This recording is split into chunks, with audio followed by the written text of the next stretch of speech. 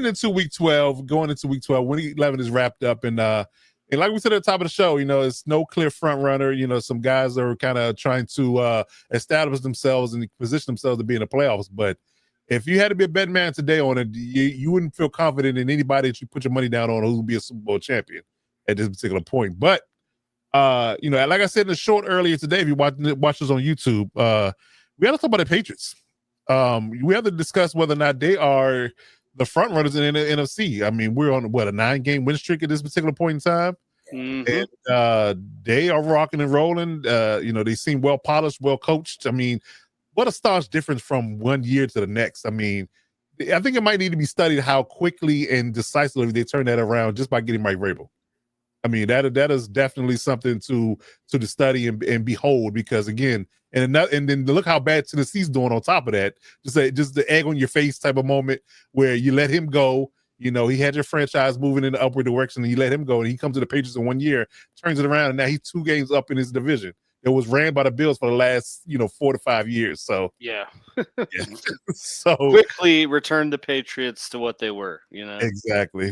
So let's go around the room and talk about the Patriots. And do you believe they're front runners in the AFC? How far do you think they can go? What is your overall opinion on their I guess you can say ascension into the AFC conversation in the playoff ranks? Let's start with the young man, Padawan himself, the young Hard G. What's going on, good sir? How you feel about the Patriots today? I laid off with you because you were very bullish on them in the preseason in regards to how you think they were going to fare. Mm-hmm. So yeah, please tell us in the audience alike, how you feel about the Patriots today and how far you think it can go. Yeah, I mean, I think they just had all the makings for this season to have this run that they've been on. Obviously, coming into this season, they had the easiest strength of schedule coming into the year, coupled with the fact that, like you mentioned, you get a massive upgrade at head coach in Mike Vrabel. Drake May had shown you enough in his rookie year where you're like, yeah, we could build an offense around that. We can make it work. And the money they've spent in free agency has paid off well. Now, they did lose Milton Williams to the IR this past week. They just placed him on IR. Should come back for the playoffs, and I do say that because they're pretty much a lock in the AFC at this point. I think them, the Colts, and Broncos and Bills. Yeah, those are probably the 4 I would guarantee to make the playoffs. And obviously 2 of those are coming out of the same division. But yeah, I just think the Patriots had the right stuff all kind of come together at the right moment for them. And at this point, their ceiling is, the 1 seed. And once you get the 1 seed, man, anything can happen. The playoffs go through you. They go through your home. So if at that point, I mean, man, and the Chiefs are out of it this year. I mean, like the big hitters, the Chiefs, the Ravens, obviously, the Bills are still in that, but you're leading the division. So, if you did have to face the Bills, who you've already beaten this year, they'd have to come to your building. So the Patriots are really, barring a horrific collapse, in these last 7 weeks, last 6 weeks of the season, they are firmly right there to be the number 1 seed. And at that point, hey man, all bets are off. Yeah.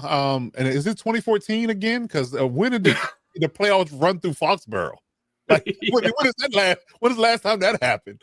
So yeah, it's definitely something to behold. And if things trend in the direction that they're trending for them, they definitely will host a playoff game or all of them, depending on how the rankings shake out. So having to play football in Foxborough in the wintertime in December, early January, is not for the weak of heart. That's for sure.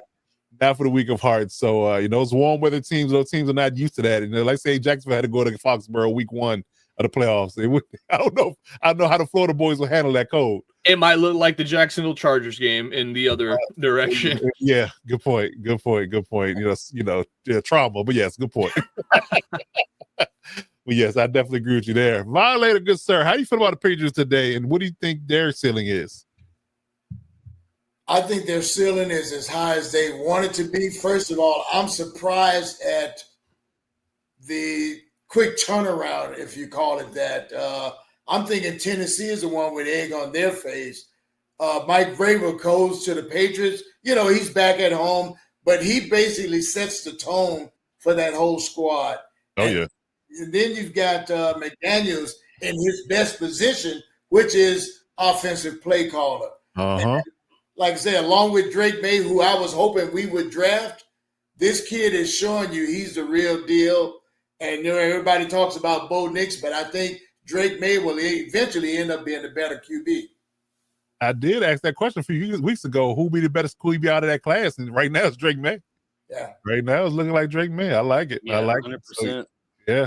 But their chemistry, you can see it. They don't have real big name players, but those players that's there are giving 110%, and it shows in the way that they go by everything from special teams to the groundskeeper, man. Yeah, I like it. It's as bad as I hate them, it's nice to see that symphony, and that's why we watch the game, for that symphony. So yes, I think if they get home field advantage in the playoffs, the other teams they're gonna suffer because of the weather and all that goes with that. Yeah, I think a lot of people can look at it as envy for those teams that don't have it together as much as they do. You look at it like it's envy. You wish your team had it together like that, because you could really go far with the talent you have. Because I think we all agree that we all got talented rosters, that we had that type of synergy in the building, that culture that Vrabel builds very quickly. Yeah, I think that we would definitely be singing better praises on our teams right now than if we had that type of environment going on. So I definitely agree with you there, for sure. And even take for example the Panthers. I mean, they're surprising some people. Bruce Bryce is finally, I think, in his zone as far as the game slowing down for him. Yep. Everybody knocked him for his small physique, but the kid is a whiz, man, and it puts me in the mind of Drew Brees. That's a good point. I mean, Brock Purdy is one of those guys too that small in stature, not real big arm, but his mental game from a football perspective is top notch, and that's why Kyle Shanahan likes him. So yeah, I definitely agree with you there. That's definitely a good example for sure. I like it. All right, Real G, what you got on the Patriots? It's one of those things where they kind of try to steal your thunder a little bit, because you are with the next dynasty, incarnate, and then now they're rearing their ugly heads again. So what do you feel about it? Back, yeah, no, it's I echo what everyone said. True testament to Mike Vrabel and just his ability to build a culture, and it says something when your head coach is on your stadium's Ring of Honor. I'm sure he gets a lot of people to buy into what he's saying and play for him. But I said this last night, not knowing we were talking about this to a buddy, but I was like, man, I feel bad for Gerard Mayo, because I feel like he didn't get the same type of chance. They didn't give him that supporting cast. It was almost like they hired him, and once they saw Vrabel was getting fired, they're like, damn, what do we do? How do we get him here quick, But clearly they had their vision.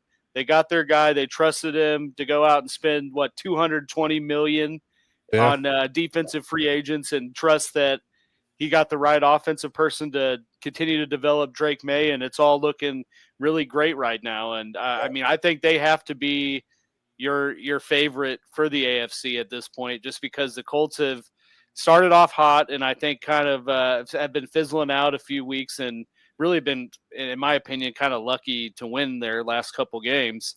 Whereas the Patriots have, like you said, they've 8 straight wins, just really firing on all cylinders. So I think they're the clear favorite in the AFC. I think they're probably going to be the 1 seed, and it's going to go through Foxborough.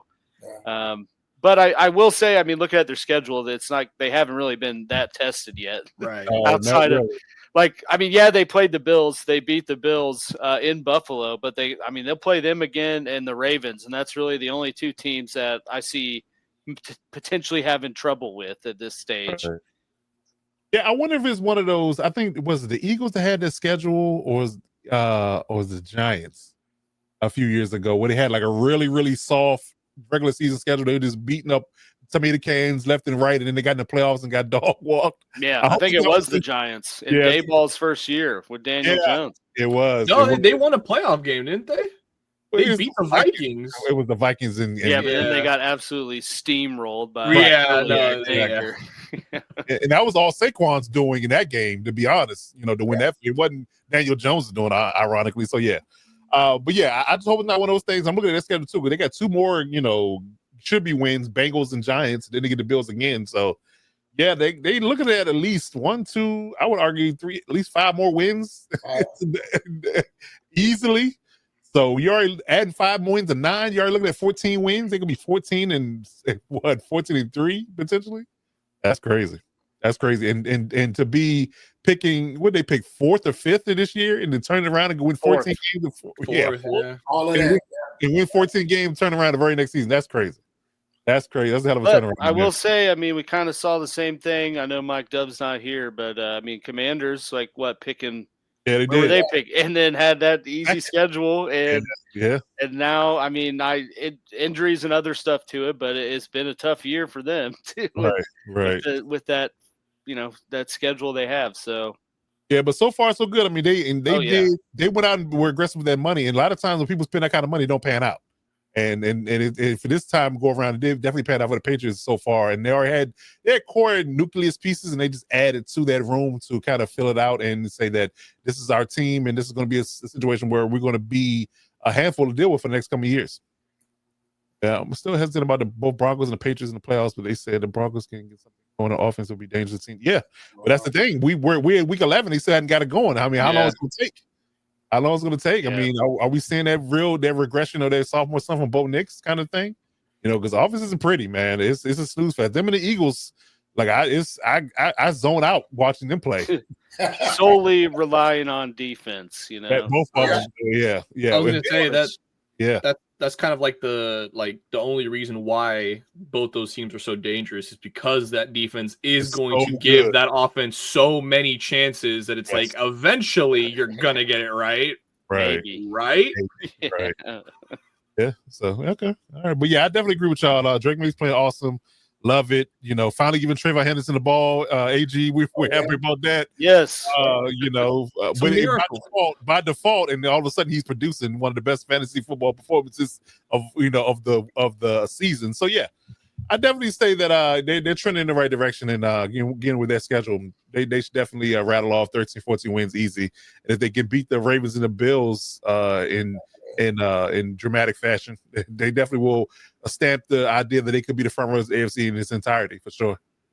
We're going to see a few teams in the playoffs that haven't been in. You're right, Ed. That's a good one. That's a good one, Ed. You're right. Especially on the AFC side. I mean, there's a whole lot of newness going on.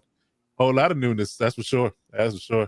And who would ever thought the Bears would be dominating, in their division? Well, I don't know about dominating, but a win is a win. Record-wise, it doesn't matter if it's by an inch or a mile, RG. I like it. All right.